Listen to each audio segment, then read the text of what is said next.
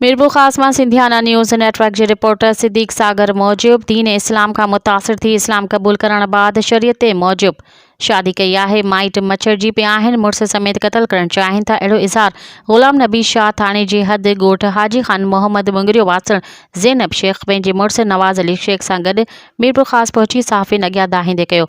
हुन जो त अॻु भील ज़ात सां तालुक़ रखंदी हुयसि। हिंदू मज़हब मूजिब मुंहिंजो नालो लाली वल्द जुमो भील हो।